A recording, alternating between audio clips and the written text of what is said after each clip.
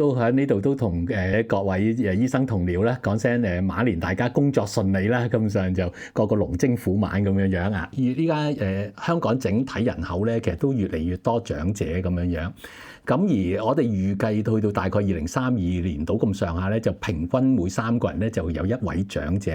咁男性嘅平均壽命咧 （life expectancy） 咧，依家去到大概85至86歲，而女士嚟講咧就去到大概87歲咁上下咁樣。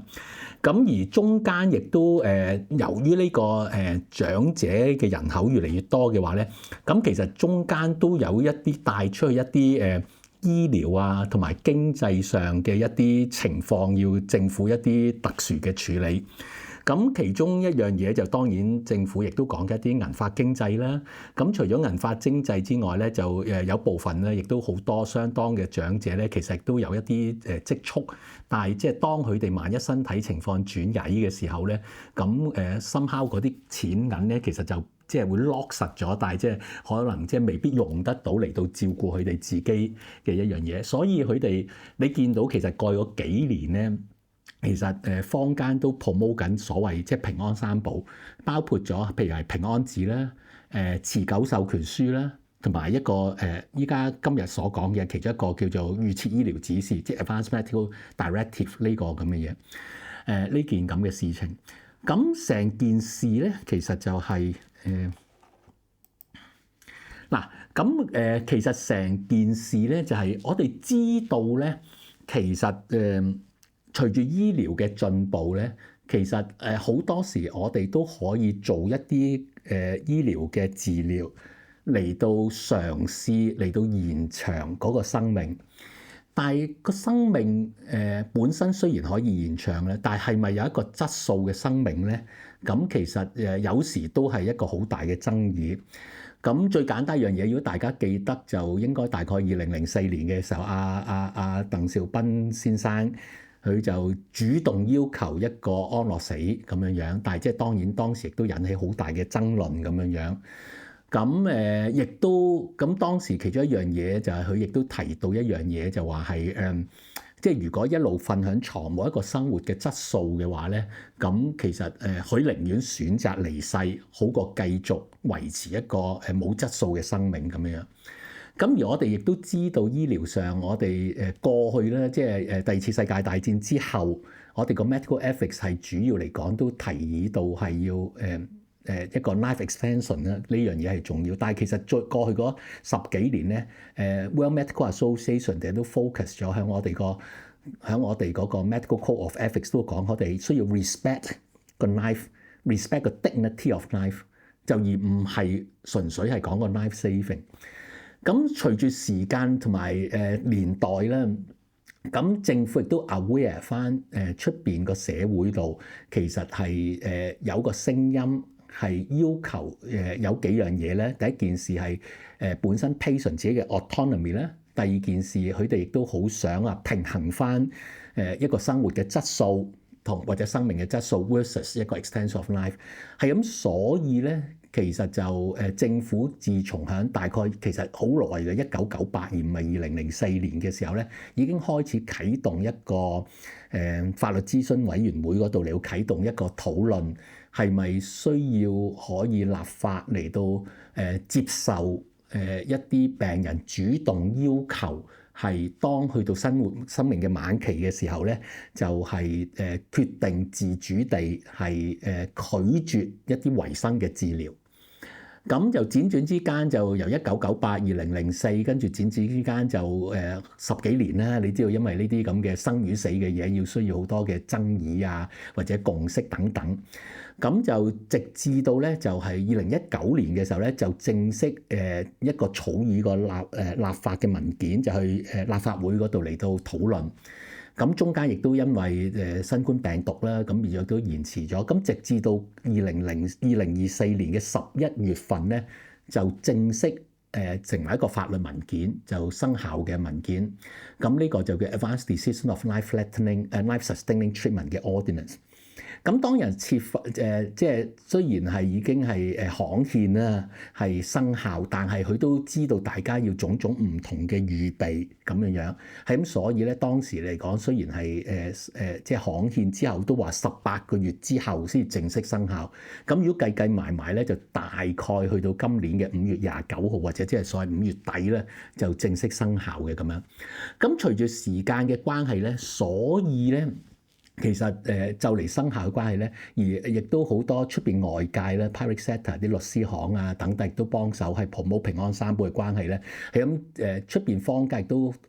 要有需要多少少了解，係咁，所以政府咧其實都陸續響一啲官方嘅場合又好或者社區場合都好咧，其實都陸續係即係俾翻多少少嘅資料出嚟咁樣。咁其中嗰個咁嘅 life-sustaining treatment 嗰個 ordinance 之中咧，包括咗除咗係啲講緊係啲乜嘢，呢個預設醫療指示係啲乜嘢咧？咁其中入邊亦都包括咗2種嘅一啲 forms， 一個咧就係一個model form for advanced medical directive， 咁第二個 form 咧就係一個 statutory form for一個 do not attempt cardiopulmonary resuscitation。咁呢啲文獻其實呢啲 form 咧，其實可以響政府嘅官方網頁度 download 落嚟都得㗎啦，咁上。咁兩者其中一樣嘢，我想 high 呢樣嘢咧，就係呢個 advanced medical directive 咧係一個 template， 一個 model form。即係換一句話嚟講，你見到呢個 template， 你可以 download 落嚟加印，譬如話自己公司啊，或者自己醫療診所嗰個 logo 等等，又或者你加少少你覺得對病人嚟講需要或者重要嘅資料都得。咁呢個係個 template 俾大家參考。但係另外一張咧就叫 do not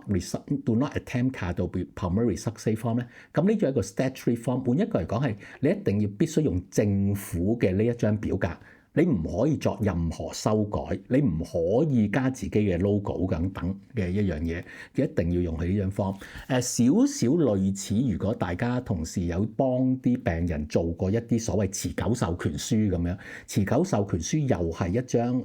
必須用政府特定嘅表格嘅嚟到做，而唔可以自己任意刪改入邊啲條文啊、規則等等嘅咁樣。咁所以變咗呢條 highlight， 即係呢兩張 form 嘅分別，等大家知道啊。咁好似話齋，隨住時間嘅關係咧，咁就去到5月份就正式生效咧。係咁，所以政府其實都同唔同嘅機構咧，咁就做應該我唔知叫第2輪定第3輪嘅一啲安寧照顧講座，呢個係俾一個 public 社區嘅人知。點解我唔知係第1輪定第2輪定第3輪？因為第1輪咧，其實我自己都有參與過，其實係響2025年嘅上半季定第1、2、第2季，其實已經做咗。咁中間亦都即係可能做咗第1輪之後，咁依家去到就嚟接近正式生效，所以再做第2輪嘅一個條例咁樣。咁換一句講，大家見到係叫做所謂如箭在弓啊，即係開始係正式立法。咁我哋知道嗰個預設醫療指示個文件咧係喺度啦咁樣。咁我哋都知道政府係需要會一個立法程序，但係中間實際上如果病人個要求係點樣或者想點做嘅時候咧，咁其實都需要我哋醫護人員認識呢樣嘢嘅咁上。咁而我都會講咧，其實成件事一個預設醫療指示其實只係對一個 good quality of dying 呢一樣嘢嘅其中一個 component 啫。咁中間其實包括咗好多唔同嘅環節，譬如話我點樣預期呢個長者又好，或者呢個病人都接近一啲後期少少，或者我哋係咪需要開始同佢討論呢個預設照顧計劃或者預設醫療指示咧？跟住先至係我哋即係如果我哋都覺得可能佢需要嘅話咧，咁我哋應該點樣同佢溝通？點樣嚟解釋？因為一講到生與死嘅時候，有時可能好 emotional 啊，咁變咗可能有時佢哋未必接受。雖然有機會其實幫到佢哋，但係可能病人又好，或者病人家屬係咪咁容易接受或者咁容易理解咧？咁我哋都要有啲 skills 嘅。咁當然呢個 skill 我哋就算等佢了解咗認識或者自己有個選擇之後，到生命嘅後期少少嘅話咧，咁亦都可能有唔同程度嘅一啲需要，包括咗醫療嘅需要啊、心理嘅需要啊、照顧嘅需要啊等等咁樣嘅需要。咁變咗，因為我哋最嬲尾其實希望有個 good quality of dying。呢一樣嘢啦，咁上就咁，所以其實過去嗰4年度咧，其實我哋都好多謝阿 Dr. Julian 你哋大家咧一齊即係幫我哋手嚟到搞咗一系列嘅 CME 啊、CPD 等等，亦都我知道都即係不下過千嘅人次嘅同事，其實都聽過或者睇過我哋啲 video 或者聽過啲 online 嘅一啲講座咁樣。咁呢度就係我哋有少少 summarize 翻，即係過去我哋嘅一啲 education talk。咁事後如果有啲其他啲同僚其實有興趣重新溫習或者重新認識嘅話咧，其實可以上去呢個 QR code 度睇翻嗰啲 video，亦都可以嘅咁上。咁嗰個係我哋2022年開始一路同DU 一齊合作啦，咁上。咁就最近咧，大概2個月之前咧，我哋都好多謝 ConCon DU 啦，亦都同我哋一齊合作。當然亦都有其他嘅一啲機構，就響 Federation 嗰度嚟到搞一個 Advanced Medical Directive Advanced Care Planning from Law to Practice 嘅咁樣。咁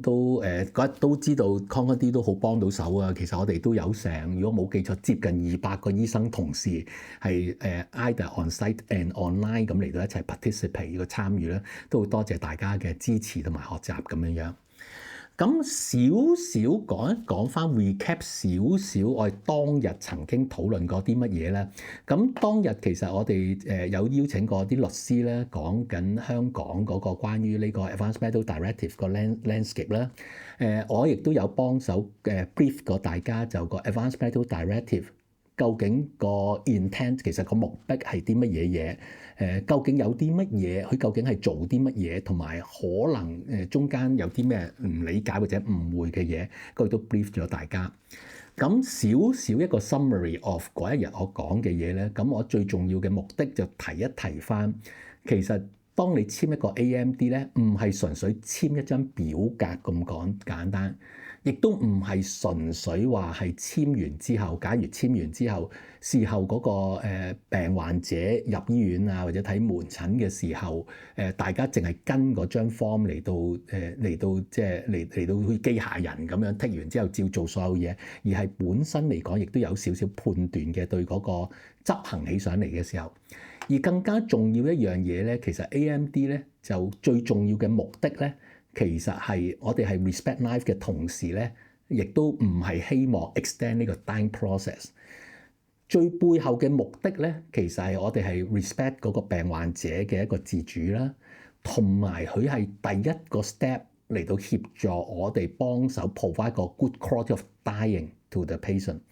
咁呢個過程之中咧，其實係希望俾個 prompt 俾大家係做一個 advanced care planning， 有個 advanced care planning 之後先至簽個 advanced medical directive。而呢個 advanced care planning 咧就協助我哋嚟到了解多少少病人嘅一個意願個睇法，so that我哋可以 provide 一個 better 嘅 person-centered care 咁樣。咁頭先我講到 advanced care planning 呢樣嘢咧，咁其實呢個都係即係 Academy of Medicine 個 Professionalism and Ethics Committee 嘅 Task Force on AMD 呢個 committee 咧，其實佢出咗舊年4月咧出咗呢個 Best Practice Guideline on Advanced Medical Directive 入邊一個好重要嘅 statement 咧，其實佢都係 encourage 有個 advanced care planning before AMD 嘅。嗱，咁既然我講到 AMD 同埋 ACP 呢樣嘢，甚至乎講到 end of life 啦，咁我哋可能需要了解呢3個唔同嘅字眼嘅分別係啲乜嘢嘢。嗱，首先講個 advanced care planning 咧，advanced care planning 咧其實係一個溝通嘅過程。呢個溝通嘅過程咧，其實係包括咗病人啦、醫護人員啦，可能佢嘅家人或者 important others 啦咁上。就係關乎如果即係通常咧，即係我哋話，如果病人係神志清醒嘅時候，咁我哋可以直接問個病人本身嘅選擇啦。但係如果當病人神志唔清醒嘅時候，或者昏迷嘅時候，咁我哋可能需要根據佢之前提出過或者佢想嘅意願，又或者如果真係佢冇講過意願，亦都可能要問翻屋企人，就佢哋了解阿伯伯啊或者阿婆婆之前嘅意願之中嚟到睇下個選擇係啲乜嘢嘅。咁呢個過程之中其實係一個溝通嘅過程。點解咧？嗱，即係好老實講句，我哋大家作為醫生啦，咁都見過好多唔同嘅病人。我哋特別啲長者咧，好多時咧，即係咁講。如果你問起佢啊，依家身體狀況麻麻地噃，有冇預計第時萬一如果差嘅時候點算好啊？照顧點？通常佢第一句説話咧就話：最緊要唔好負累人啊！死對我唔緊要啊！根本上最重要唔好負累人啫。通常都係咁講嘅，根本上。但係如果萬一真係去到嗰個階段，我哋問翻，假如個病患者個老人家唔清醒啦，我哋問翻屋企人啊。屋企人就通常咧就唔知點做，甚至乎以香港或者一個儒家嘅社會或者觀念咧，就係最緊要係救命，就未必會考慮到，好似頭先講，可能個長者覺得條命唔緊要，最緊要唔好傷殘，唔好瞓喺度，唔好話負累人。咁佢哋可能即係佢哋如果冇同屋企人溝通過嘅話咧，屋企人當時咧好難協助佢哋做一個決定，或者講一個即係當日佢哋個意願嘅嘢嘅噃，根本上就咁，所以變咗呢個過程之中，我哋係一個communication 嘅方法嚟到幫助佢哋屋企人，亦都互相了解。當然個過程都了解到佢實際上係嗰個睇法係點樣樣咧，根本上就咁，所以變咗然之後，如果得嘅話咧，我有個 good documentation 都幫助事後或者未來嘅一啲決定。係咁，我哋即係 Institute of Aging 呢度亦都製作咗一啲咁嘅書本，可以幫助即係大家可以即係了解多少少其實個 advanced care planning 究竟係講緊啲乜啊？或者可能要處理啲咩問題？嗱，雖然我知道作為醫生咧，我哋大家都冇咁即係因為可能都多少少病人啦咁樣樣，咁變咗我哋可能時間係短嘅咁上，咁所以當日1月10號嗰一個 seminar，或者我哋咧其實其他嘅場合咧，我哋都協助 train up 緊好多唔同嘅護士，又或者係social worker 嗰啲可以幫手同啲長者嚟到 document 呢個預設醫療計劃。咁變咗，當你有咗呢個咁嘅 template，有咗呢個資料嘅時候咧，咁到時再同啲老人家嚟到講翻或者討論翻 advanced medical directive 嘅話咧，咁就嚟得容易啲。就我了解嘅話咧，個別嘅一啲 district health centre 咧，佢哋都考慮緊比較 proactive 少少，係協助啲老人家或者協助某部分即係醫院出院嘅病人嚟到做呢個 advanced care planning 呢樣嘢。咁當做完之後嘅話，交翻俾醫生，大家都可以參考呢樣嘢，你要同嗰個病患者嚟到討論翻 advanced medical directive 啦，咁上。咁第二個 term 要討論嘅就係個 end of life。嗱，講真，當我哋講 end of life 嘅，究竟我哋講緊係咩時候叫 end of life？嗱，即係俗少少或者衰少少嗰句，我哋每個人啊一出世就等緊死㗎啦，咁上就因為生老病死都正常嘅，亦都冇人可以逆轉。我識得嘅兩個最叻嘅人啊，我識佢，佢唔識我嚇，就係阿耶穌同佛祖啊，都一樣死。雖然佢哋個思想就常存咁解啫，咁上，但係肉體都死亡㗎嘛。即係如果你講緊，喂，究竟如果係 end of life 係究竟係咪？我由出世開始就已經係倒數緊，已經係 end of life 啦，因為生命嘅幾時先叫 end of life 咧？嗱，即係好老實講句，冇人有一個好 strict，亦都冇人有一個正確嘅答案。但係通常嚟講咧，啲人就討論咧，就講緊話，即係如果我哋少少預期係即係未來嗰1年之內都好大機會離世嘅話咧，咁我哋就叫做 end of life 啦咁樣樣。咁當然個困難就係話，喂，我點預計佢未來1個月、1年之內會死亡啫？咁上唔通我有 crystal ball 咩？大佬，我如果乜都知嘅話，大佬我真係唔即係我真係可以發達啦。咁上就嗱，一陣間就會少少一齊討論翻，即係有少少 indicator 或者 parameter 可以幫到手嘅。咁上就。咁第3個 term 就叫 Advanced Medical Directive， 咁呢個就係即係依家即係政府話立法即係刊憲嘅一個條文啦，就講係一個如果當我神志清醒嘅時候，我可以預早簽訂紙，就話如果萬一我唔清醒，加埋身體可能會有一啲晚期嘅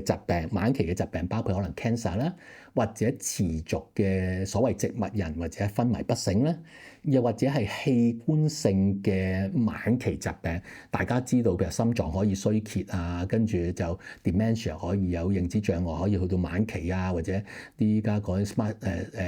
motor neuron disease 都可以晚期，甚至腎病都可以晚期嘅咁樣樣。咁如果我去到個好晚期不可逆轉嘅器官疾病嘅時候咧，咁就可以開始生效。咁開始生效嘅話咧，就包括咗啲咩？就你可以預早講定啊。如果去到嗰個時期，如果萬一我心臟停止嘅時候，咁我就唔做心外壓，或者我就唔再用呼吸機，或者甚至乎你可以講明話我唔用抗生素都得嘅咁上。咁呢個係你預早嚟到傾定，預早嚟到講定嘅一樣嘢。嗱，詳細嗰個 Advanced Medical Directive， 我呢度咧就唔會詳細講，係咁，所以大家可以參考翻之前我其中一張 slide 有張 QR code 嗰度，入邊有啲 video 嗰度有詳細解釋、詳細講，所以我今次就唔仲細講啦。嗱，但係頭先講啦，我哋成日講，其實最重要嚟講就希望可以係一個 step 嚟到幫我哋手 provide 一個 good quality of dying 咁樣樣。咁個問題在啦，咁其實我哋需要做咩？第一件事，我哋要點樣 identify 啲 subject， 即係個 late life， 即係接近晚期，我要 identify 咗呢班人先得噶嘛。然之後我先至開始同佢討論，討論完之後嘅話咧，咁我哋了解翻佢，等佢亦都自己了解翻情況，亦都係屋企人或者可以了解翻，然之後有個選擇之後，我哋先至簽一個 AMD。嗱，未必一定要討論完之後，未必一定要簽 AMD，但係當然有簽咗 AMD 嘅話，就即係比較上大家舒服啲，同埋係即係比較上清晰啲。但係亦都未必等於話唔簽 AMD 個 ACP 就冇用咁樣樣，因為亦都係一個溝通嘅過程嚟嘅咁上就。咁嗱，喺呢度又帶翻去一樣嘢啦，就係我頭先講個簽 AMD 或者 initiation of 一個即係identify end of life 嘅人。嗱，如果你睇翻個法律文獻嘅話咧，其實咧簽署呢個 Advanced Medical Directive 咧，只係需要2個 criteria。第一個即係 from 嗰個 subject 嗰個 point of view， 第一件事咧，佢係一個 adult， 因為未成年梗係阿爸阿媽做監護人啦咁上。但係你係成年人，換一個嚟講 ，assume 你係成年人，你就有個自主能力，你自己可以決定自己嘅生命嘅。咁呢個第一樣嘢。第二件事嚟講咧，就係你有個 mental capacity， 因為如果譬如你神志昏迷或者思想水亂嘅話，咁你當時 make 嘅 decision 咧，其實就未必係合適嘅咁上。咁其實佢其實只係需要呢2個 criteria 噃。嗱，所以坊間咧，即係有時我見到咧，即係當大家聽到我有啲朋友咧，咁可能係即係大概45、60歲咁樣樣，聽到之後話，我簽訂呢個 AMD 啦，第時有咩事嘅時候唔好急救我啦咁樣。咁個問題在就係，即係如果我夾硬 put forward 少少啦，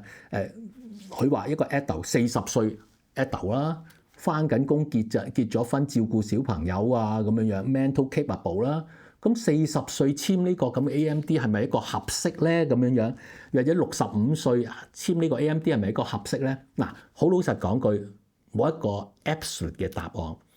點解咧？因為其中一樣嘢咧，就係就算你簽咗之後咧，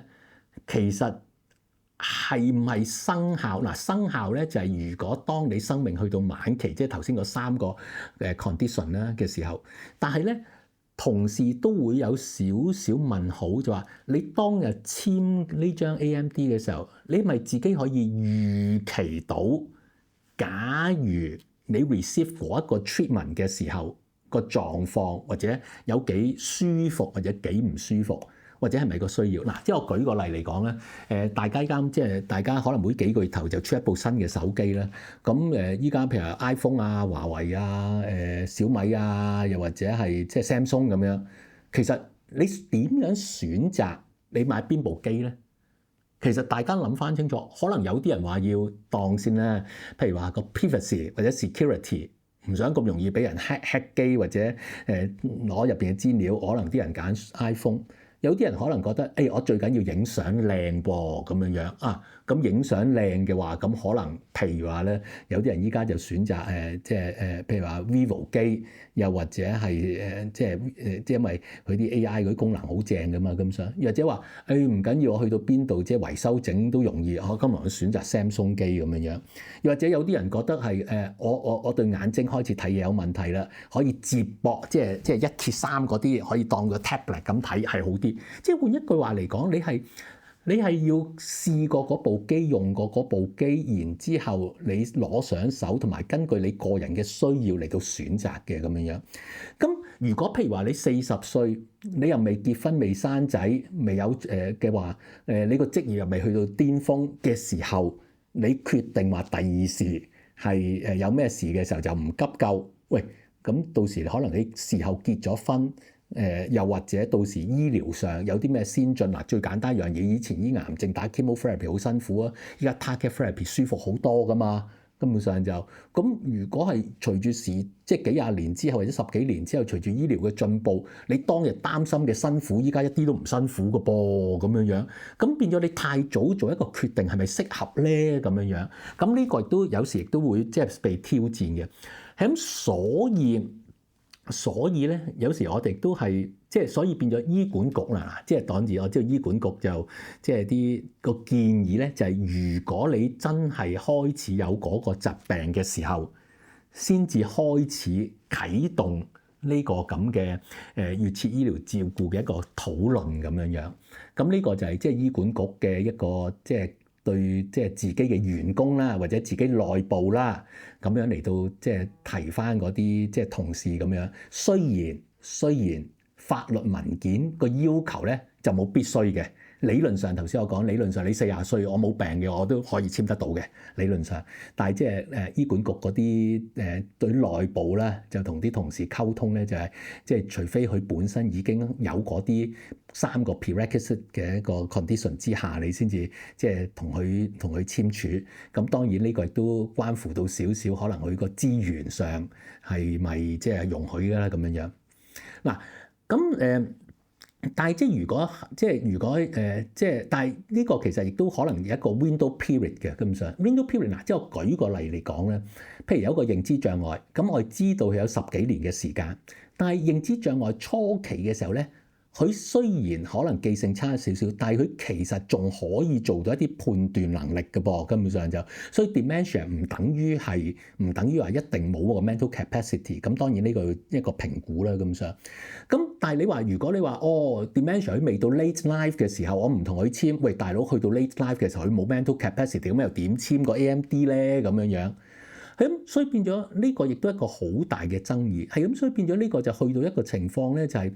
即係我哋要了解翻每一種 disease entity 佢個 disease trajectory 係點樣樣，咁從而我哋先至可以有效地嚟到即係幫手評估翻幾時係一個適合嘅時候嚟到開始討論或者 initiate。咁呢幅圖咧就俾大家睇一個就係即係唔同，原來唔同嘅 disease entity 咧，其實嗰個 disease trajectory 都唔同嘅噃。嗱，如果你睇翻通常啲 solid cancer 咧。雖然佢診斷咗嘅話咧，但係開頭由於唔同嘅治療嘅關係咧，佢其實都係好 well maintain 個 functional state，until 去到後期嘅時候咧，就 decline 得比較快。咁 heart failure、COPD、end-stage renal failure 嘅話咧，其實係一個 waxing and wane 咁樣樣，一路 periodically 喺度差，然之後一路退落去。但係譬如 frailty 同埋 dementia 咧，可能一開始嘅時候咧。其實因為一開始嘅時候咧，其實佢個 reserve capacity 已經少啊，所以佢先有個 manifestation。所以咧，你見佢個 functional ability 一開始嘅時候就比較上差。雖然佢個時間本身嚟講咧，其實都係即係比較上，即係如果由開始診斷到後期嘅時候，都可能有成整成10年時間。如果 under good care，咁呢個咁嘅唔同嘅 disease trajectory 咧，其實有時都令我哋有個困難。如果我哋當我哋話 end of life care 係死亡之前1年嚟到統計，喂大佬，我都唔知佢幾時死亡，咁我點知道幾時 initiate 咧？咁樣特別係你唔同嘅疾病，咁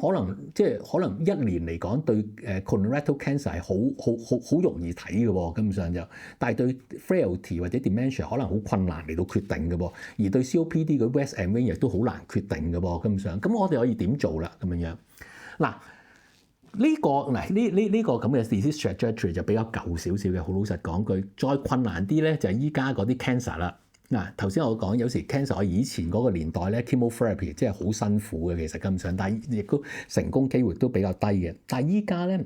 其實會一個 target therapy 啊 biologics 嗰啲咧 target therapy 咧就即係某個程度上啦係進步咗好多，最低限度副作用少啲嘅根本上。咁所以個 disease trajectory 更加困難。嗱，呢幅圖咧就係依家講緊 cancer。嗱，其實如果你睇翻咧，其實唔同嘅病人有唔同嘅 disease trajectory。藍色呢個咧就係假如我 diagnose 咗之後，我純粹一開始又俾 symptomatic treatment 唔醫個 disease trajectory。嗱，有個別嘅病人咧，可能佢好 aggressive 嘅 treatment chemotherapy。嗱，當然有啲就可能會 sustainable 啦，或者 treat 得好啦。但係有部分都 tolerate 唔到 side effect， 有個 accelerated death 嘅添咁上就。咁另外一批人啊，可能咧依家除咗 target therapy 之後嘅話咧，但係我哋知道 target therapy 咧基本上嚟講咧係 temporary 嚟講係一個幫手 hold 到一個我哋叫即係 progression free period for 通常咧係2-3年時間嘅啫，跟住嚟講咧就會有 breakthrough。變咗你嗰個 target therapy 其實 not successful 嘅咁上，咁變咗可能開頭嘅時候咧係進步，但係跟住又突然間差翻，又或者可能 immunotherapy 亦都係一個好大問題，而係即係比較上少數嘅人咧有個 long term 嘅 ongoing response 啦咁樣。咁變咗如果係咁，譬如我一開始嘅時候，我有癌症，咁究竟我係咪應該一開始就已經同個病人嚟到講，即係討論呢個 ACP 咧？咁呢個又係一個好大嘅困難。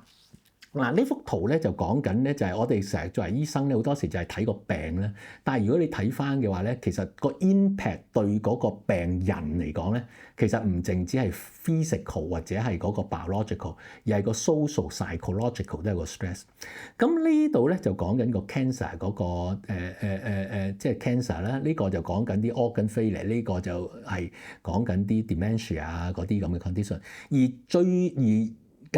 即係而現在咧個 concept 就講一個 multi-morbidity state 啊。multi-morbidity state 咧其實講緊係 multiple small trips，亦都係講緊一個psychological、social、spiritual 幾個唔同 dimension。呢個就即係根據翻 WHO 個 definition of health 個角度，變咗好多時喺 late life 嘅時候都有唔同嘅情況之下影響緊唔同嘅 dimensions of 一個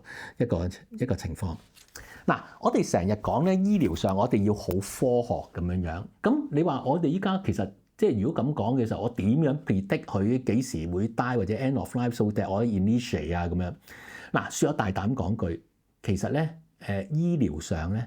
其實咧我哋大家幾時都要 bear 緊一個 uncertainty 嘅一樣嘢。點解咧？因為醫療係講緊 statistics 嘅啫。Statistics cannot be used to predict individual。咁舉個例嚟講咧，嗱我哋見到整體，我哋當有啲 observational study 嘅時候，見到啲人一個 decline 啦。咁我哋就算用嗰個 meta-analysis 啊，或者咁而家改最叻 machine learning 咧，而家睇翻個 disease trajectory，你睇到冇錯係 plot 到條好靚嘅 sigmoid curve 啊。但係你見到好多 individual 都 go out of the boundary。咁另外，即係舉個例嚟講啦，就算譬如糖尿，咁依家大家講話啊，點樣處理個 metabolic disease 啊？點樣處理個即係用啲咩藥嚟到減慢個 renal impairment 啊？或者 good control 都好。嗱，如果你睇翻個 overtime 咧，冇錯，你個 good disease control 嘅話咧，咁個 GFR 個 decline 係 much less。但係大家睇翻呢個係基本上佢係 average out 一個好 wide range 嘅人之下。夾硬畫一條線，但係我從來都唔知我個病人屬於呢一條線、呢條線下邊定呢條線上邊嘅人喎。你睇呢個係一個好大、好大、好大嘅圓形或者 ellipse 嘅咁上啫。所以其實我哋不嬲醫療上都係唔識 predict individual 嘅嘢㗎啦，咁上。咁所以喺呢一個角度。其實，如果你咁睇嘅時候咧，其實我哋講緊我哋個 unpredictability 或者 of 一個咁嘅 end of life，其實同我哋任何嘅 medical illnesses、medical diseases 一樣嘅啫嘛，一樣個 unpredictability。When we talk about individual，當然整體個大方向我哋就有個 knowledge 啦。咁其實我講嘅呢樣嘢其實都唔係淨係我講嘅。其實我諗在座頭先即係有部分同事都可能都資深，咁應該識阿周兆平教授啦。咁上就以前係香港大學嘅骨科教授，後尾曾經做過大學嘅即係香港大學嘅即係校長啦。咁上依家應該退咗休㗎啦。咁佢曾經喺90年代尾嘅時候咧，就投稿去明報讀者論壇，佢話醫療有3不現象，其中一不咧，佢自己寫嘅。醫療並不科學。嗱，呢個好有趣，因為我哋成日都話醫療係好科學嘅嘢咁樣樣，點解係教授啊都寫醫療並不科學咧？原來佢嘅意思跟住有解釋咧。其實當佢講緊醫療並不科學嘅時候咧，其實我哋好多嘢都係講一個 probability 或然率，同埋我哋根據好多數據、好多資料，但係呢咁多個數據同資料之中，邊樣重要啲，邊樣冇咁重要，邊樣係因，邊樣係果咧？咁呢啲全部都係一個判斷性嘅一樣嘢嚟嘅，咁所以變咗喺呢方面嚟講咧，我哋需要有資料，但係同一時間都需要一個經驗，因為醫療咧唔係一個 absolute science，唔係好似 physics 啊 chemistry 咁樣 100% predictability。我哋講個 humanistic science， 我哋講緊個 applied science。呢個 applied science 咧，因為每個人都有個差異性嘅關係，所以我哋唔係一個好 absolute science 嘅一樣嘢。咁所以喺呢度佢就話醫療並不，如果我用個引號咧，並不絕對科學啦，應該咁話，因為我哋都有一啲數據嚟到參考嘅咁上，但係我哋都要接受呢個差距性。嗱，咁講到呢樣嘢嘅時候，咁你話咁即係點做啊？咁樣樣，咁我可以喺度介紹俾大家，可以嘗試點樣嚟到 identify 啲 subjects 啦，咁樣樣。咁當然我哋可以有2個大嘅方向嚟到睇。第一個方向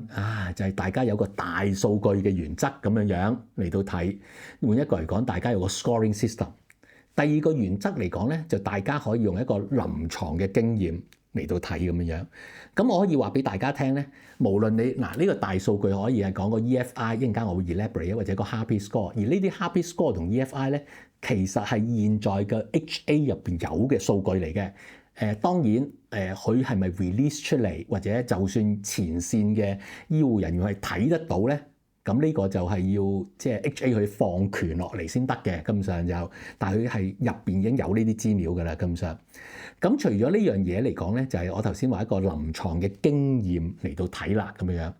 咁其實有個 study 咧，其實就係做咗咧，就係其實個臨床經驗咧，同個用個 Harpy Score Big Data 咧係接近嘅。其實個 result 咁上就係咁，所以咧就即係如果你大家睇大數據嘅話咧，其實相對嚟講，因為啲資料喺醫管局入邊咧，咁其實醫管局嘅同事可以用得好啲啦。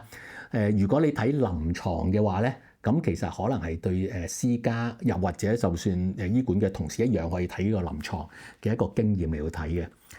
咁首先我講翻個 big data 啦。咁頭先講到 EFI 其實講緊個 electronic frailty scale 咁樣樣，或者 index。咁呢個其實講緊啲咩？就講緊一個 frailty syndrome。咁 frailty syndrome 其實講緊啲咩？其實就係喺我哋老人科嘅一個 term 嘅。咁就係講緊一個 clinical state of increased vulnerability resulting from age-related or associated decline in reserve and function across multiple physiological systems。Such that the ability to cope everyday or acute stress is compromised。嗱，我哋知道其實人好得意嘅，我哋成身有好多唔同嘅 counter-regulatory system 喺度嘅。但係咧，我哋大家過咗30歲之後嘅話咧，其實身體狀況有唔同程度嘅衰竭。換一句嚟講，你唔同器官都實會衰竭，所以咧，去到最後尾，你所有嘅一個 physiological system 咧，其實都係 decline 緊，亦都有緊一個 limitation。但係咧，如果我哋後生嘅時候咧，好多時我有一個器官有問題嘅話咧，其他嘅器官可能會幫到。嗱，我舉個例啦，最簡單，譬如就算我交通意外對腳截肢冇咗對腳，我行動雖然唔方便，但我因為手夠力、腰夠力，我一樣可以用一個 electric wheelchair 行去 A 同 B。但係調翻轉頭，如果我同一時間冇咗對腳，跟住我神志唔係好清楚。我 OA hands 或者曾經試過 O stroke， 我都唔識 manipulate 個 electric wheelchair，咁變咗我係 multiple physiological system，multiple system 都少少 compromise 咗，咁變咗 at the end of the day 咧，我就去唔到由 A 去 B 啦咁樣樣。咁只不過呢個我哋講嘅 Frailty 先嚟講嘅一個 biological model 係 so that 即係如果真係有咁嘅情況嘅時候咧，就容易有感染啦，容易當個身體有毛病嘅時候咧，就容易 decompensate 或者係reverse 有困難嚟到 reverse，so much so that is more likely to die。咁坊間有好多唔同嘅方法嚟到 measure 呢個咁嘅 frailty index 嘅咁樣樣。咁其中一個咧就係 Rockwood 嘅Kenneth Rockwood 喺2005年佢有一個 cumulative deficit model。咁佢講緊啲咩咧？就係佢用一個 comprehensive geriatric assessment 等等，就包括咗接近70個 original 即係 item 上個 original。咁就好簡單，每個 item 係 yes no yes no 即係0-1咁樣。所以就發覺到，當如果我係 trigger 咗啱個70個 item，當我 trigger 咗大概0.6至0.7度嘅話咧，即係大概如果70個 item 大概45至50個 item 嘅話咧，咁其實嗰個人咧就大概1年之內有50% chance 會 die 嘅咁上就。咁而好有趣咧，頭先我講緊嗱70個 item 之中係45至50個啦，咁但係呢當假設45先啦，但係呢45個可能係 A B C D E 或者 A X Y T W 又或者係 B C Z O J 即係 whatever 唔同嘅 combination， 總言之你 trigger 咗足夠嘅 number 嘅時候咧，咁都一樣嗰個 end result 個 prediction of mortality 都係差唔多嘅，根本上就係咁。呢個就即係帶翻出去就係點解我話即係呢個就係一個 multiple physiological reserve 嘅 decline in reserve， 而唔係話一個單一嘅 single organ 嘅 disease 咯，根本上。咁但係 having said that 好多時就啲人就覺得即係要70個 item 中間包括咗好多唔同嘅 disease entity 啊、drugs 啊、social factors 啊等等嘅關係咧，係咁，所以可能即係比較困難啦。所以變咗佢後尾咧就 simplify 咗一個 pictorial， 即係好似一幅圖咁樣樣，就按咗一個 clinical frailty scale， 由 very fit 去到terminal ill 個 level 9咁樣樣，就比容易嚟到參考，容易嚟到理解翻咁解。咁呢個就另外一個 clinical frailty scale。咁喺英國嘅話咧，其實過去個 NHS 過去個5-6年咧，其實都有呢個 develop based on 呢個 Rockwood 呢個 concept 咧，帶出咗一個 electronic frailty scale。咁佢係就包括咗即係接近50個 items， 係包括咗 disease state 啦、signs and symptoms、disability 或者 abnormal laboratory value。咁就喺呢度亦都印證咗Rockwood 嗰個咁嘅 frailty index 嘅一個即係嘅一個用途咁樣。香港咧，我頭先都講，其實香港都 develop 咗，而 HA 都有呢個數目字。咁我哋都睇翻香港嘅 data，咁就發覺到咧，如果我哋根據呢個咁嘅 concept 之下，如果個 frailty index 係大過0.375嘅話咧，3年嚟，如果未來嗰3年咧，其實係接近50% 嘅人會 die 嘅。其實根本上就咁，所以其實即係如果你要大數據嚟到協助大家 so-called evidence base 嘅話咧，咁其實呢個咁嘅electronic frailty scale 係一個好好嘅一個用法嘅咁樣樣。咁除咗呢一樣嘢之外咧，有另外一個 score 係 NHA 叫 Happy Score。Happy Score 咧其實2005年 develop 嗰時咧就係講 Hospital Admission Risk Reduction Program for the Elderly。咁嗰時最初出嚟嘅時候咧，就愛嚟幫手協助 predict。出咗院之後28日之內個 unplanned readmission rate 係幾多嘅？咁越高越高嘅 number 咧，就代表個越高嘅 readmission rate。咁入邊其實包括咗呢個 Happy Score， 包括咗14個 parameter。但係如果你睇翻呢14個 parameter 咧，佢其實唔係全部 equal weighting 嘅。佢最主要有70% 嘅 weighting 咧，就講緊 private utilization of 即係 healthcare resources in the past 1 year 嘅一樣嘢。嗱，呢個可以理解，即係我成日都話，假如啲人係成日都經常要 unplanned readmission， 可以有咩原因啫？3個原因 to me。第一個咧就係我 make 錯 diagnosis， 由於我 make 錯 diagnosis 咧，我個 treatment 唔不啱，所以成日出入醫院咯。第二個原因咧就係我 make 啱個 diagnosis， 但我未 optimize 個 treatment， 咁呢個梗會出入醫院啦。呢個就係即係我嘅責任。但係調翻轉頭，如果我頭嗰兩者都做得啱啦，我 make 啱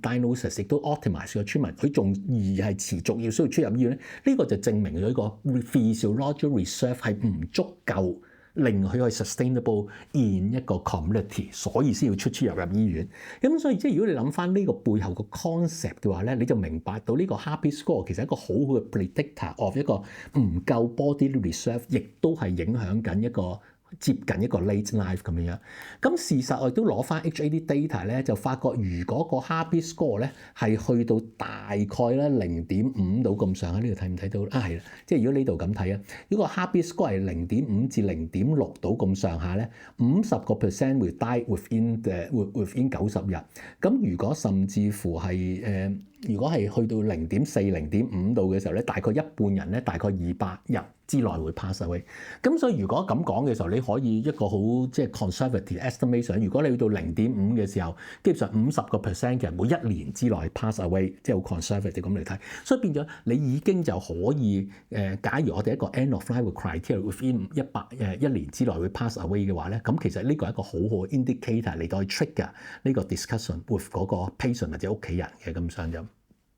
嗱，頭先我講嘅一個大數據咧，咁當然都可以有唔同嘅 clinical assessment。咁 clinical assessment 咧，其實就分3個層次。第一個層次咧，其實就講一個 surprise question。最簡單一樣嘢就係問即係如果嗰個即係假如個病人係1年之內離世嘅時候，你會唔會感覺到好驚訝或者奇怪？好多時咧，啲屋企人、病人或者就算你問自己嘅話咧，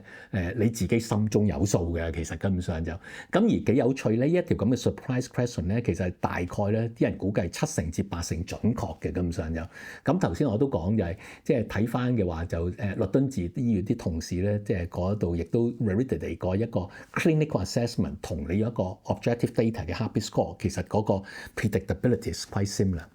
除咗呢個 trigger 嘅話咧，咁其實大家都可以睇翻一個 general indicators of decline 咁樣樣，同埋一啲 specific 嘅 clinical indicator related to certain conditions。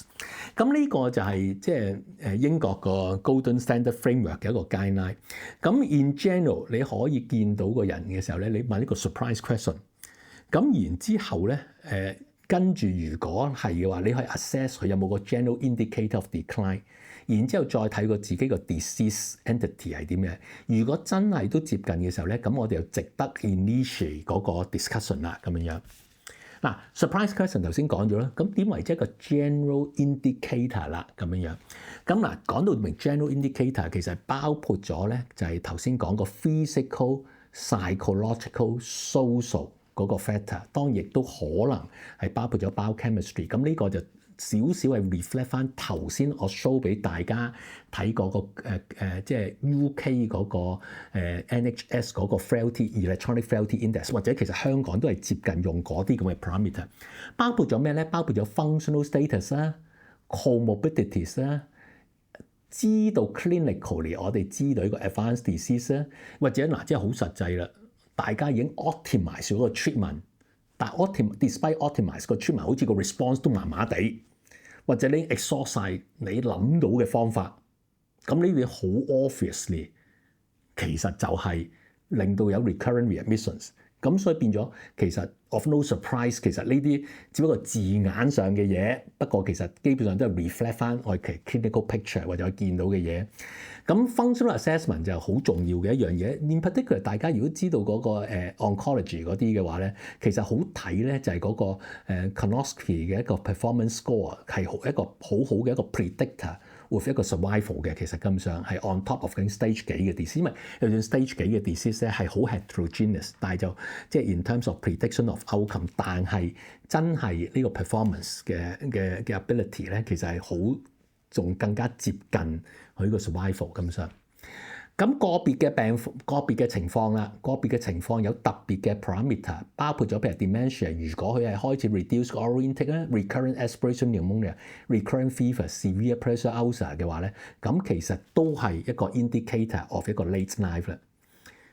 general neurological conditions 啦 ，symptoms which are complex and too difficult to control， 或者開始有 swallowing issue， 因為一 swallowing issue 咧，你就 malnutrition、body defense 冇，跟住 recurrent aspiration、sepsis 啊、shortness of breath 等等咧，其實當你 breathless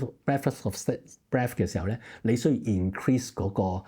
muscle 嚟到 recruit 多啲 muscle 嚟到 for breath， 但係你根本上已經 neurological deficit recruit 唔到 muscle， 咁 muscle 都 fatigue， 所以根本上就會令到嗰個 respiratory failure。renal disease 啦。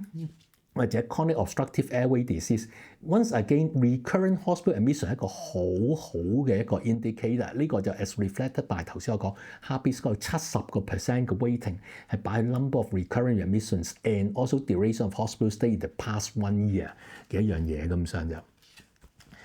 Cancer 其中一樣嘢，除咗 metastatic disease 之外咧，係一個好重要嘅 parameter。Single most important predictor factor in cancer is performance status and functional ability.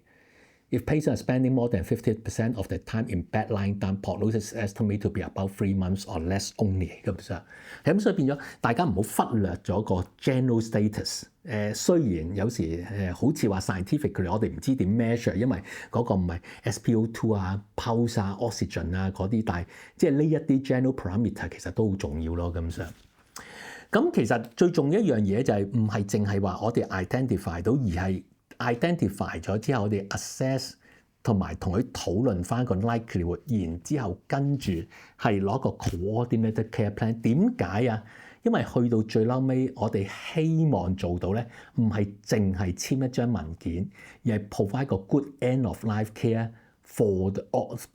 patients and their carer on physical and psycho care needs 嘅一樣嘢咯。咁上就好，我諗今日就差唔多完結咁樣。咁我只不過係俾少少 summary 啦，依家咁上就咁個 summary 就帶翻去我之前講到 AMD， 即係呢個1月10號嘅時候講，其實佢其中一樣嘢咧就係 a prompt 嚟到幫助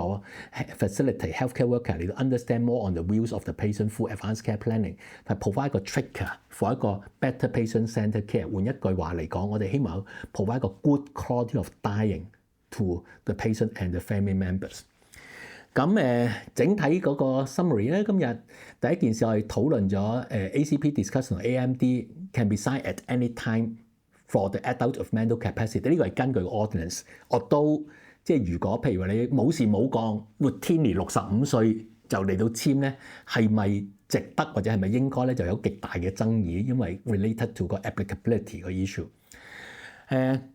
但係 having said that 嘅話咧，其實有時我哋話即係特別我哋做 geriatrics 更加成日講話 chronological age 唔係最重要，反而 biological age 係更加重要。咁所以我哋亦都好需要 identify 掛 in need 嘅，然之後我哋主動嚟到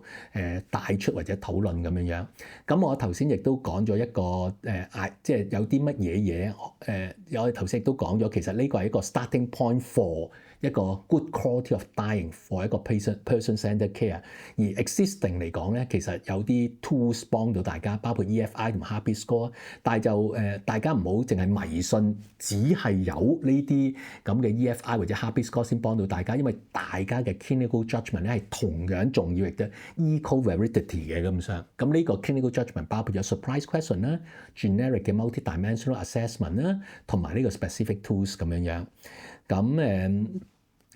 即係亦都即係咁其中一樣嘢啦，就係即係我哋就算簽咗之後，最重要一樣有個 coordinate care。我知道大部分嘅同事咧，可能係私家執業啊，或者屋邨嗰度幫手照顧緊病人。咁如果你哋見到有個咁嘅需要，就算可能大家未必有時間或者擔心唔知啱唔啱嘅話咧，其實我亦都可以建議你哋係寫翻封 referral letter， 提翻 HA 入邊嘅醫生你見到嘅咁嘅情況，麻煩佢哋嚟到 take 個 initiation 嚟到幫手 patient 嚟到 discuss 翻呢樣嘢，呢樣都係可以做得到，可以幫到手。當然，如果大家係作為佢嘅病人嘅家庭醫生，你哋主動嚟到填討論，亦都更加適合嘅。但係如果大家覺得困難或者唔知道，或者可能有時係 episodic illness 但係你又見到咁嘅情況，可以寫翻封 referral 叫 public 啲醫生嚟到處理啦。咁上就好，我諗我今日講嘅係咁多啦，根本上就少少時間，咁或者大家有冇啲咩問題，大家一齊 share 一齊討論。我唔敢講話一定答到大家，因為大家喺前線工作都可能面對好多情況咁樣，大家一齊討論啦。第一條問題係李醫生 ，in that case is GP a good candidate to sign AMD instead of critical care or palliative care hospital medical？ 我個答案係正確嘅，我覺得其實如果係一個好嘅家庭醫生，熟悉嗰個病患者，你長期嚟到跟進緊，亦都知道嘅話咧，其實我覺得真係一個家庭醫生係更加適合。點解咧？幾樣嘢，第一件事你真係了解到嗰個病患者個情況。如果唔係 HA 嗰啲醫生講真 episodic illness，佢都唔識得嗰啲情況啦。B 嚟講咧，大家同嗰個病患者或者屋企人已經建立咗個關係嘅。咁因為好多時要 address on 啲 psychological 嘅嘢，同埋可能佢哋其他啲 family dynamics 啊 background 嗰度大家知多少少，所以其實係好需要家庭科醫生同事幫手。咁同埋咧，亦都提一提咧，我成日都講就係話其實啲 patient die of cancer 或者應該咁話有 cancer 然之後 die 嘅話咧，其實佔咗大概30% 嘅啫。絕大部分病人咧，其實根本上嚟講咧，就唔係即係死嘅時候咧係冇 cancer 嘅根本上，咁所以都唔應該淨係靠 oncologist 或者 palliative care 嘅醫生。其實to me 其實所有醫生都應該識得個 care of end organ 嘅 conditions， 亦都開始討論呢樣嘢咯咁上。咁都係李醫生第二條問題 ，refer to HA staff to discuss AMD，which department should we refer the task to？ 嗱，我諗最主要嚟講咧，其實睇翻嗰個病人係覆診緊啲乜嘢嘢啦。嗱，如果大家已經係了解到病人真係有咁嘅需要，咁可能佢係 because of underlying 嘅 cancer， 咁可能佢根本上覆診開 oncologist 㗎，又或者可能佢根本上 background 有啲 dementia 咁樣，咁佢又不嬲覆診開 geriatrics， 咁就寫翻去覆診開嗰個 specialty，去 in general 即係 related to 嗰個 conditions 咯。根本上就雖然我知道就我了解咧 HA 咧其實就好老實講句未預備好嘅。根本上就我聽見有啲病人行得走得，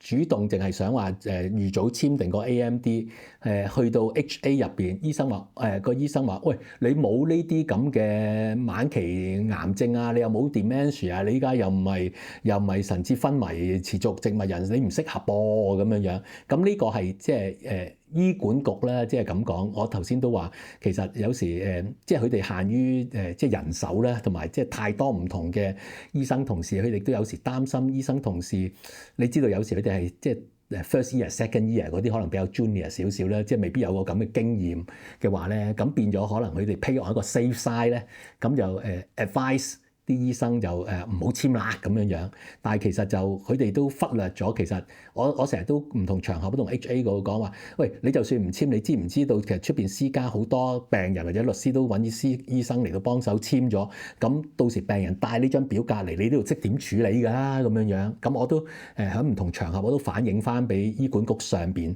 等佢哋了解翻實況咯。咁上就。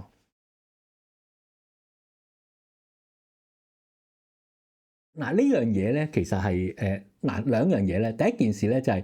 如果 early dementia，雖然我哋有個咁嘅 label，但係唔等於代表佢冇一個認知能力嚟到決定。呢個第一點。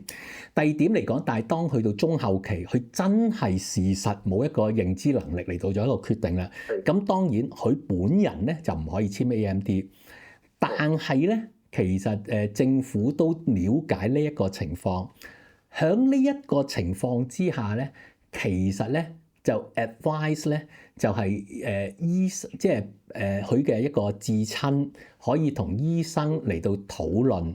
咁然之後醫生咧就都可以大家如果係有個共識嘅話咧，係可以到一個比較晚期嘅時候咧，就醫生嗰度嚟講就預早簽訂一張係話假設如果病情去到咩階段嘅話咧，咁就可能某一啲嘅 life sustaining treatment 咧就大家可以 withhold 啦。咁呢個咧就需要嗰個就複雜性少少啦。複雜性少少咧就係第一件事，我哋要 identify 到一啲 important 嘅 stakeholder 啦。第二件事嚟講係要醫生同屋企人大家 reach 咗一個 consensus 啦。第三件事咧係醫生亦都有需要自我嘅判斷嚟到決定，假如我繼續俾呢個 life sustaining treatment is not to the best interest to the patient， 即係用一個嚟講，醫生個決定即係覺得如果繼續 life sustaining treatment is not of the best interest A。B 嚟講咧就係同病人嘅家屬一齊有個共識，之下就可以大家 document 係一個 withholding 呢個咁嘅一個life sustaining treatment。咁呢個我哋叫做 long AMD base 嘅一個 ACP 或者 do not attempt cardiopulmonary resuscitation。法例規定咧，其實簽 AMD 咧，要幾樣嘢嘅。第一件事當然頭先我講個病人個情況咧，就係 adult 啦，同埋係 mental capacity 有。第二件事咧，一定要兩個 witness 嘅，其中一個 witness 或者應該咁嘅 specific，第一個 witness 咧必定要係醫生，一個 registered medical practitioner。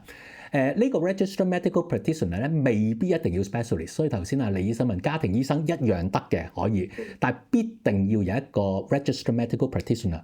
跟住第二個 witness 啦，就任何人都得，不過就唔可以係有機會係呢個病患者嘅可能受益人。即係遺產嘅繼承人，或者保險嘅 beneficiary 等等都唔方便啦。咁如果我哋即係通常咧，即係如果我哋想幫手簽，我哋自己 clinic 嘅護士就可以幫到手嘅。其實根本上就咁就點解一定要必升個醫生咧？因為醫生個係有兩個責任 of which 我自己覺得咧。第一件事咧就係 assess 個 mental capacity。第二件事嚟講咧就係要同佢哋解釋翻。究竟即係如果係即係簽咗呢個咁嘅 withholding life sustaining treatment 個 potential 嘅 consequence 係啲乜嘢嘢？又或者如果咁嘅情況嘅話咧，可能嘅一啲 alternative treatment 會有機會係啲乜嘢嘢？咁要解釋咯，其實根本上啊。第三個問題就係 What about if the patient's sons and daughters have no consensus or even strongly object to the idea？ 嗱根據即係換一個嚟講緊，如果冇簽 AMD， 但係去到最嬲尾嘅時候，究竟係咪應該俾個 life sustaining treatment？ 嗱，理論上咧，就算冇呢個立法即係 withholding 呢個 life sustaining treatment 咧，理論上 under 一個 common law 嚟講咧，其實醫生都可以 based on best interest of 個 patient 嚟到做個決定。當然，根據呢個 best interest of the patient， 我哋都希望唔係個人單丁一個人嘅睇法啦，因為一個人嘅睇法可能會有機會 bias 噶嘛。咁所以嚟講咧，都需要即係兩個醫生，大家各自 independently assess 呢個病人嚟到了解翻。假如我繼續做某一啲治療，係咪 of the best interest？ 當然，另外一個層面咧就係如果嗰個 treatment 係 long futile，即係你俾嚟咧。其實都真係冇意義，仲可能令到辛苦嘅話咧，咁以根據 common law 嚟講咧，其實咧都係可以醫生嚟到決定。當然，即係如果大家真係好擔心嘅話咧，可能好多時喺醫院入邊咧，醫院自己有個 ethical committee， 你可以揾佢嚟到幫手，甚至乎可能 ethical committee 嗰度處理唔到。可能 ethical committee 都會 put forward 去 high court 嗰度 make 個 decision 嘅，根本上就咁即係通常就可以咁講。但係即係有時我成日都話，我哋醫生唔想咁煩啊，根本上就即係好衰仔嗰句，即係我哋以前即係我有另外一個同事講，有時病患者自己啊個老人家話，唔想搞咁多啦，咁樣即係有得比較舒舒服服啦。我有個同事先講話，雖然係咁咧，你都最好同啲仔女講聲個老人家個意願係咁樣，咁大家講 consensus， 因為講真，萬一真係唔知叫好彩定唔好彩，個老人家過咗身，佢可能感激你，但係即係佢啲仔女告你嘅時候，大家都唔想呢個煩擾咯。咁上就嗱，理論上得嘅，絕對得嘅理論上，因為頭先都講啦，就係即係你最緊要醫生個評估翻，同埋係即係冇利益衝突啫嘛。其實根本上就但係就即係醫管局入邊啲醫生會唔會處理？咁就真係可能會好個別嘅意思就係可能，譬如我哋老人科醫生同事即係比較認識了解呢條條例，都真係比較 person-centered， 知道某個程度上其實即係如果繼續糾纏，其實即係斬病人 suffering 而冇一個 good endpoint， 基本上係一個 futile treatment 嘅話咧，咁其實我哋都會主動嚟到講嘅咁上下。唔該晒你，多謝大家，拜拜。